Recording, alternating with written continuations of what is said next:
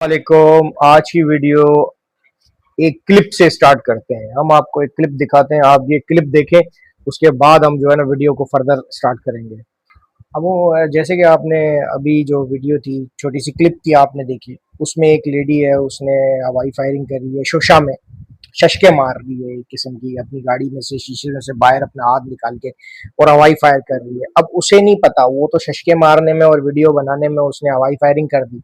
अब उसे ये नहीं पता कि क्या पता हो सकता है कोई शख्स जिस रेंज में बुलेट्स गई हैं, फायर हुई हैं, उस रेंज में कोई शख्स खड़ा हो, कोई गांव हो, कोई अलबत्ता कोई बच्चे वगैरह खेल रहे हो खेतों वगैरह में, या किसी का घर हो, उस पे जाके ये बुलेट्स गिर सकती है।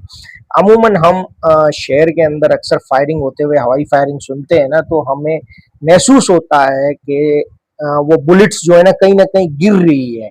अब आपको थोड़ा सा जो मैं चार्ट एक बनाया, उस चार्ट के हिसाब से आपको थोड़ा समझाने की कोशिश करता हूँ कि हवाई फायरिंग जो करना है ना, वो कितना ज्यादा खतरनाक हो सकता है। क्योंकि हमारी आबादी इतनी बढ़ चुकी है कि कहीं कोई एम्प्टी प्लेस नहीं है, तो हवाई फायर करने के कितने ज्यादा नुकसानात हैं वो आप खुद सोच सकते हैं। देखें ये चार्ट, देखें चार्ट में मैं कुछ चीजें आपको डिस्क्राइब कर किया है, उसमें डिफरेंट चीजें मैंने दिखाई है। अब आप ये देख सकते हैं, ये एक बंदा है यार, इस बंदे के डिजाइन के ऊपर हंसना मत, क्योंकि मुझे ऐसा ही बनाना है फिलहाल। तो ये एक गन होल्ड किए हुए है, समझ लें कि हैंड गन है, छोटी सी पिस्टल है।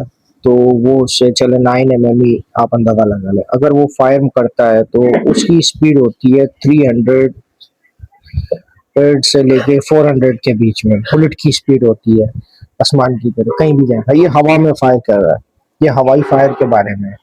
अब आप जब हवाई फायर करते हैं तो आप क्या सोच रहे हैं कि वो बुलेट फायर होने के बाद फौरन हवा में यूनिवर्स की तरफ चली जाती है और वो गायब हो जाती है, मतलब एयर में गुम हो जाती है। ऐसे नहीं है ये।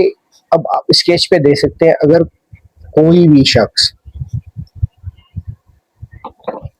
बुलेट फायर करता है और उस बैरल के बीच में से एक बुलेट निकलती है जो सीधी वो हवा में आसमान की तरफ गन का रुख करके फायर करता है, तो वो फायर तो होता है।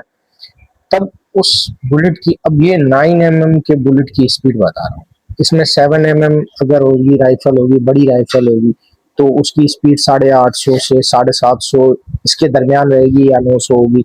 अब वो कॉटेज के ऊपर डिपेंड करता है। ये कॉटेज है, ये कुछ कॉटेजेस मैंने देखें वेपन्स के हवाले से ये कॉटेज है। ये एक समझ लेंगे राइफल की कॉटेज है, इसमें कुछ पिस्टल की कॉर्टेजेस है, कुछ शॉर्ट गन्स की है। तो ये आपको समझाने के लिए मैंने रखी है। अब हम हवा में जब फायर तो करते हैं तो वो बुलेट कुछ स्पीड से जाती है इस तरीके से। अब वो स्पीड में जाती रहती है, तब हवा का प्रेशर होता है ऊपर से, और हवा के प्रेशर के साथ साथ जो है ग्रेविटेशनल फोर्स भी होती है। अब एक तरफ हवा भी है, क्योंकि हमारे एटमॉस्फेयर में हवा मौजूद है, हवा की अपनी एक रफ्तार होती है। कोई भी चीज हवा को चीरती हुई जा रही है, मतलब वो बुलेट समझ लेंगे नोकदार है और वो हवा को चीरती हुई जा रही है और वो हवा में चलती हुई जा रही है, तो उसने अपना डायरेक्शन थोड़ा बहुत तो चेंज करना ही है। तो हवा का प्रेशर इतना होता है कि वो अपना स्लो स्लो डायरेक्शन चेंज करता रहता है। और साथ में ग्रेविटेशनल फोर्स, फिजिक्स के हवाले से आपको समझा दूं, 9.8 मीटर पर सेकंड जो है, मीटर पर सेकंड स्क्वायर जो है, वो ग्रेविटेशनल फोर्स है जो उस बुलेट को दोबारा नीचे की तरफ खींचना शुरू करती है।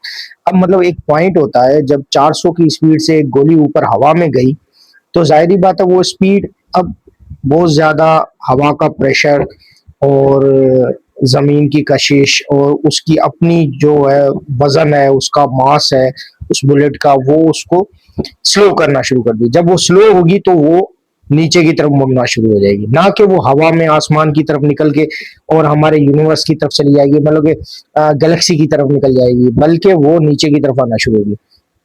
जब वो नीचे की तरफ आएगी तो उसकी स्पीड लगभग तकरीबन कोई 60 से 100 के बीच में होगी, 60 या 100 मीटर पर सेकंड स्क्वायर के बीच में वो स्पीड होगी उसकी वजन के हिसाब से। अब जितना वजन ज्यादा होगा उतनी उसकी स्पीड बढ़ जाएगी नीचे की तरफ आते हुए।